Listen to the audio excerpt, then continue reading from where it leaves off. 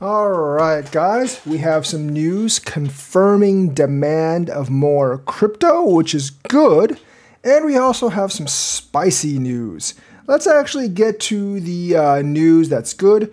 There's a lot of demand for Bitcoin as US ETFs record first back-to-back $1 billion inflows. So US-based spot Bitcoin ETFs saw over $1 billion in inflows on 2 straight days. Now, we've had $1 billion a day several times, but not for 2 straight days. And of course, Bitcoin hit new all-time highs. I'm sure the ETF inflows actually have something to do with it. So US-based spot Bitcoin ETFs recorded over $1 billion in daily inflows for the second consecutive day on Friday, sparking the first time since their January 2024 launch that they've seen 2 back-to-back days with 10-digit inflows. So the demand is higher than ever. Yes, there is still some retail selling, but this is more than offsetting it. Will it go into Monday? I'm not sure. Remember, there is still the buy the rumor, sell the news fear going into next week with Crypto Week. By the way, the Democrats have announced their Crypto Regulation Week right afterwards, but I don't think anyone really cares about that. And that could actually be a case of sell the rumor and buy the news. So on Friday, the 11 spot Bitcoin ETF products recorded total inflows of 1.03 billion, following 1.17 billion in inflows the day before, according to Farside data. And of course, 2.72 billion flowed into Bitcoin ETFs across the ATH week. So there was a huge amount flowing into Bitcoin ETFs. I think that is backed by the large amount of Bitcoin flowing spot as well at Binance. So I think they kind of piggyback off each other, and that's why we went so high. Now, we need this to continue for us to go even higher, and we'll see on Monday if that actually happens or not. Wealth Management President Nate Garassi said in an X post, since the January 2024 launch, there have only been 7 inflow days exceeding $1 billion, 2 of which occurred in the past 2 days. Before that, the last was on January 17th. So it's been like half a year since that's happened. So January 17th, we're still kind of petering off the last bull run. So maybe that kind of excitement is there, and we'll go up to maybe 120, maybe even 150. So the 1.17 billion inflow on Thursday was the second largest daily inflow since inception, behind only the 1.37 billion recorded on November 7th. Now, of course, we didn't have a second consecutive day on November 7th, so maybe we are ramping up for an even bigger pump than November, which would be awesome, but it does take a lot more money, and there is a lot of selling pressure because a lot of people are actually in the profits right now. But there is definitely a chance that we could ramp much, much higher. So like the 2 days of consecutive Bitcoin inflows are very good evidence that there is power for us to ramp far, far higher. And right now, it's not really Saylor that's buying right now, because remember, Saylor is actually kind of out of money. It's really like other people that are buying, probably the people at Binance, and of course ETF buyers, which include BlackRock and the other big guys. So maybe they're ready for the second leg of the pump. And obviously, if you look at the imbalance, supply, demand, and the imbalance is 22.14x, obviously that sets us up for a very big price rise. And of course, BlackRock's Bitcoin ETF has become the fastest ETF to cross 80 billion in AUM. The price surge led to BlackRock's spot Bitcoin ETF IBIT crossing the 80 billion in assets under management on Thursday. ETF analyst Eric Balchunas said in a post on Friday that it is the fastest ETF to do that in 374 days. That includes all the S&P 500 ones. That should show you like how people are just craving for Bitcoin investments. And it was reported recently that BlackRock now earns more revenue from its IBIT, which is its Bitcoin ETF fund, than the flagship S&P 500 fund. That should tell you how popular it is. That does not mean the Bitcoin ETF is bigger than the S&P 500 fund, but there's more activity on the Bitcoin ETF. Balchunas added total assets for all the spot Bitcoin ETFs crossed 140 billion for the first time as well. Now, 140 billion, I mean, Bitcoin's overall market cap, I think, is around 2 trillion, so it's still less than 10%. However, it is gathering in the hands of big institutions, and that rightfully could worry some people. So that's the good news, that there is kind of like evidence that we are ramping even harder than November. Another piece of good news comes from the lands of China and Beijing. Now, Beijing is warning against unregulated cryptocurrency investments, but I actually can see that as good news because that means Beijing knows that people are taking secret means to invest in cryptocurrency, and they want to highly discourage them to invest in these things, because if they start investing in these things, they may not be able to stop them, and they may be forced to really open up to crypto, which Xi Jinping and the CCP does not want, because that would make them lose full control over the economy, because obviously Bitcoin is not controlled by China, and it is actually, at least to China, decentralized. Yes, there are theories that was made by the CIA, but obviously China does not own the CIA. So they definitely have a lot of apprehension considering this. So them actually putting more efforts into trying to stop unregulated Bitcoin investments and heavily guarding against it just shows you that I think they know that this is actually happening, especially among their political elite, but there's very little they can do to stop it. So they're going to have to eventually loosen the crypto investing regulations in China, despite that would actually make them actually lose a lot of control over their economy, because the overwhelming demand for Bitcoin as an investment is massively huge. Now, Chinese people aren't going to start using Bitcoin for payments or anything. That's not happening. But they do want it for an investment and growth, because the main investment for Chinese people has been property, but that has been extremely shaky, and the Chinese property market has been going down. It's been the Chinese government that's been propping it up essentially, and they can't really do that for that much longer. So Chinese people want a safer type of investment, and even though Bitcoin and crypto may not be the safest type of investment, Bitcoin itself might actually be part of what they're looking for: high growth, somewhat safety potential. So that's good. But Beijing, in response, it highlights cryptocurrency's fraud risks in new alert. So they want to scare people off from investing. That might scare some of the plebs, but I think the elites, I don't think they're going to be scared off. So the Beijing Internet Finance Industry Association has urged the public to remain cautious regarding investments in cryptocurrency products, marketing risk-free profits for guaranteed returns. Now, if any crypto is marketing risk-free profits or guaranteed returns, they are indeed lying to you. So they're not wrong in regards to that, but they're reason for wanting to scare you off is pretty nefarious. They just don't want the government to lose complete control over the economy, because they can't control Bitcoin and other cryptos that are not made in China. The alert highlights that stablecoins and DeFis are often used to tempt investors with complex financial jargon. That's also true. A lot of that stuff is garbage. The association underscores that such ventures lack legal approval from China's regulatory regulators, and they're unlikely to get it because China's regulatory operators can't fully control them, which means the government can't fully control them. The advisory identifies key risk factors, including false promise and dependence on new investment inflows. Now, true DeFi shouldn't actually depend on that, but as we said, there are a lot of there's a lot of fraud going on. So what they're saying is not untrue. Moreover, the public is encouraged to report activities suggestive of illegal fundraising. The alert prioritizes transparency and adherence to legal standards is non-negotiable for ensuring consumer safety.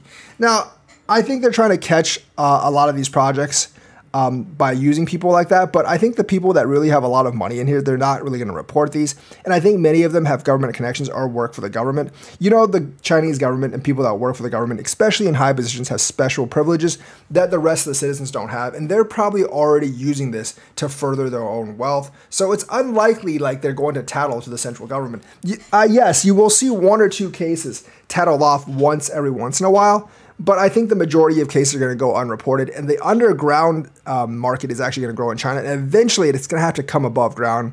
And Chinese government will actually have to allow crypto trading, even if it is in some limited fashion.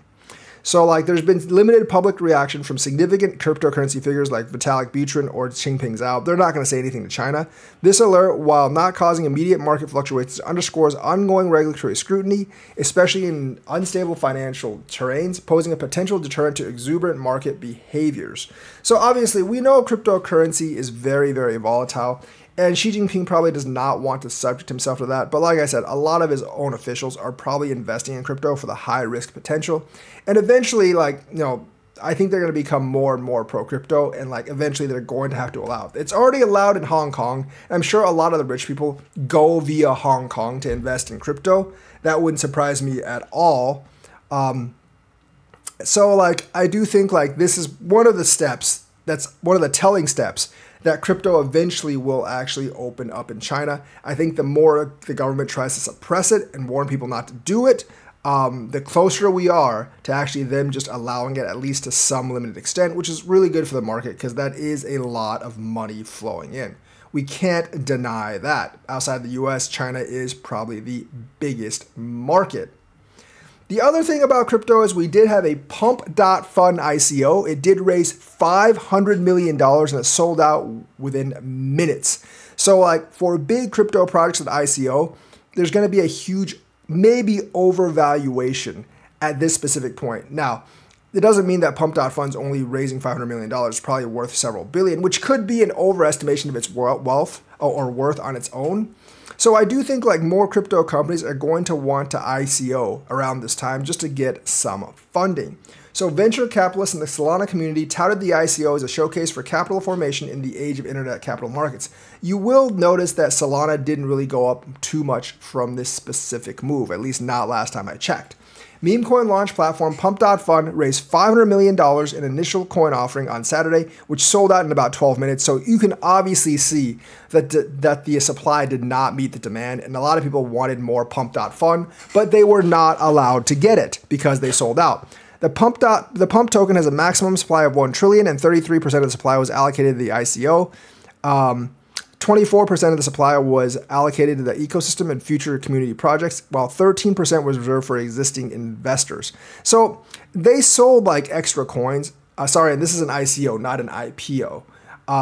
So they did actually sell about $500 million worth of the coin in the ICO, sold out in 12 minutes. So people were not able to get a lot of the coin.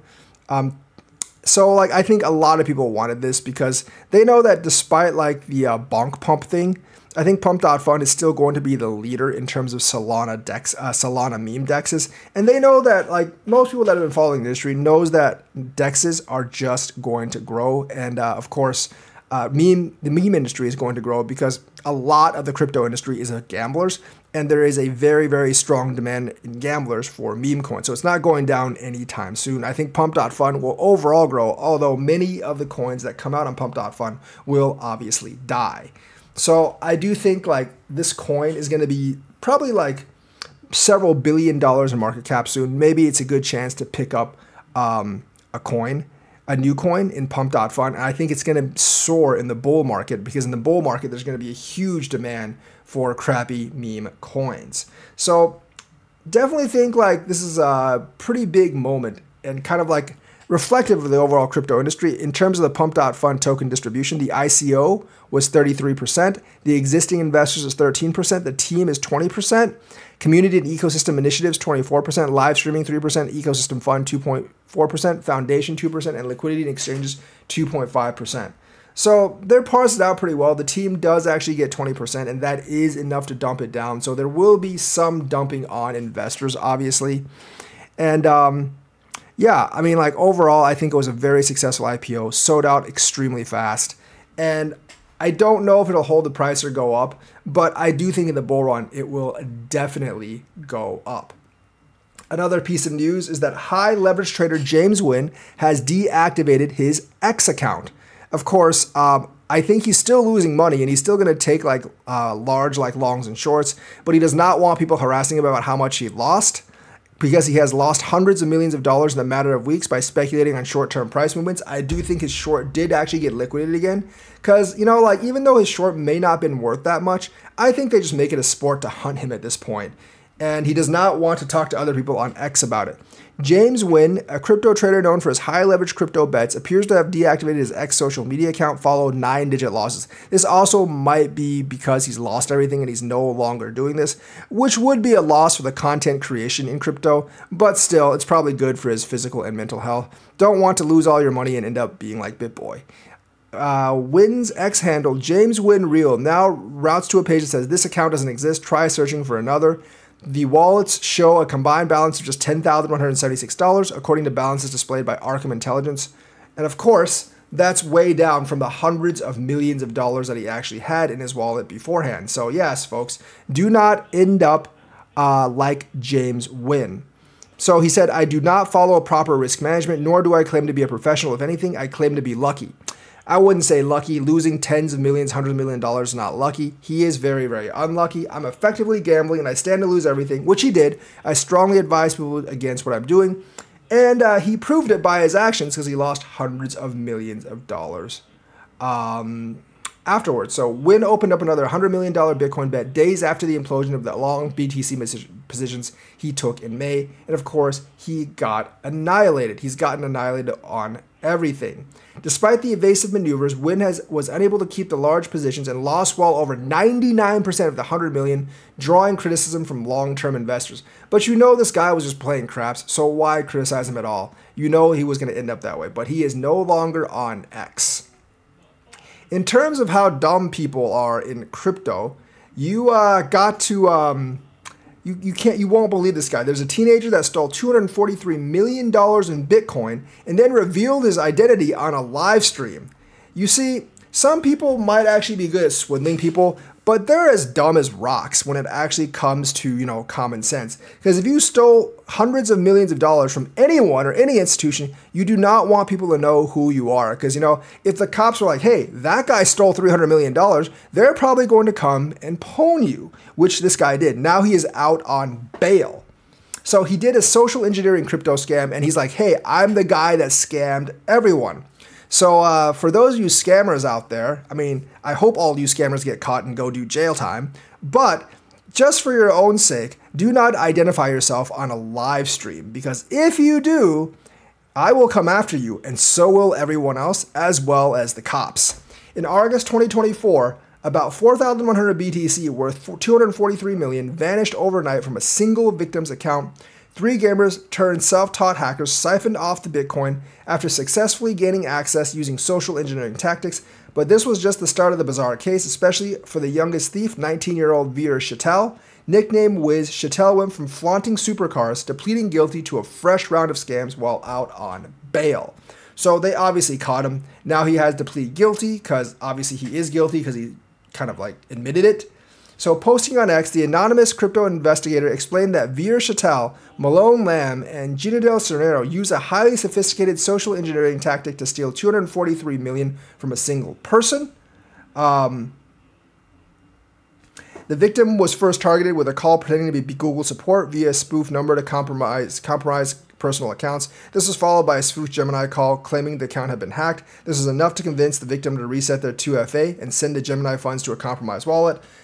Concurrently, the victim was led to use AnyDesk to share their screen and leak their Bitcoin private key. Chattel, Lamb, and Cernero worked as a team to pull off the scam. Chattel accessed the victim's Gmail and iCloud, while Lamb searched email and folders for personal information. Then Serrano was tasked with calling as the customer service rep. By early hours of August 19th, the trio had successfully accessed and drained the wallet. So essentially, this dude, literally, the main guy actually, told people who he was in live stream. And I think that's kind of how he caught them. So don't actually do that. Also, if you do steal a bunch of money, don't go out and buy a Lambo in a nice house. It's too obvious that you actually did that. And if you do that, they'll probably notice that you stole a bunch of money. If you're a criminal, just for your own sake, you should actually lay low and not tell anyone. Just like if you made a lot of money, even if you did it the legal way, you should lay low and not tell anyone, because people will come asking for your money. And if you made a lot of money the legal way, and you tell everyone, criminals will try to steal your money. Whereas if they don't know you have money, they won't come and steal your money. Don't talk about your personal finances online. Don't flex online. Flexing online is incredibly dumb, and it just makes you a huge target. Actually, flexing your money in real life is just really, really stupid, because it does make you a really, really big target. So, lesson to be learned: if you steal hundreds of millions of dollars, do not flex online, and also do not unveil yourself in a big moment in a live stream and then get arrested, because then I will just laugh at you for being stupid. Anyways, let's actually look at the charts for today. They haven't really changed too much from the days prior. You can see on the MACD, we are positive. We're actually going more positive right now. And obviously, if we have another huge day of Bitcoin ETF inflow, we could actually break 120,000, which is the magical number that people are looking at. The 50 MA is even more above the 200 MA, and that's very, very positive. However, like I said yesterday, the volume does really, really bother me. There's not very much volume here, as you can see. If volume like just went back to where we were in March and April, I'd be pretty ecstatic, and I think the bull run would actually have way more legs than it does now. You need that retail volume to actually pump your coins up in a bull run, and right now we do not seem to have that kind of retail volume at this point. And yes, there are still people selling out and taking profits. That's been like dimmed a little bit over the last few days, but like I said, buy the rumor, sell the news. Next week, Wednesday onward, might actually be sell the news of crypto week, especially if the bills have a hard time passing. I'm assuming the bills won't have that hard of a time passing, but you never really know with crypto, and it could really, really surprise you. So taking some profits right now from last week might actually be a really, really good idea. Just like, 30-40% profits, not everything, obviously. Keep some in just in case we blow up again, but we could easily retrace down to 106,000 or so after this crypto week. And at that time, you might want to take 2 or 3x long again on Bitcoin and repeat the process, because the process may play out once or twice more this specific summer. So that's how that looks. In terms of the Bitcoin liquidation schedule, we are right smack dab in the center, both in between shorts and longs. If we, the shorts, the longs start liquidating at like 116.8, and especially the big spike is at 116.4. As for the shorts, they start liquidating 118.2, which is very, very close to where we are right now. And of course, there's a big spike at 118.8. On the 1 day, if you look at the 7 day, there's way more longs that can be liquidated in shorts. So if the whales are actually playing the market, they would actually go down. And there's big liquidations on the longs all the way to 106.6. If we look on the 30 day, kind of the same story as with the 7 day. So on the longer term leverage play, there's way more longs than shorts to actually liquidate. And that actually sets up for a very, very dangerous environment right now, especially since the volume is very low. So there could definitely be a buy the rumor, sell the news effect, where the whales are basically just waiting to liquidate all the way back down to 106 or 105. And they can make a boatload on that if they heavy leverage. So watch that motion. As you can see, like the 30 day on perpetuals, there's a lot more longs to liquidate on this side than shorts on this side. And even on the 7 day, there's a lot more on the long side and on the short side. And on the 1 day, of course, it's about even, because people have actually definitely bought that up. But I think on the 7 and 30 days, it'll take much longer to actually get us to an equilibrium. So there is always a risk at that point. So that's the news for today. Let me know what you think. Like and subscribe, hit that bell notifications button. Thank you and have a nice day.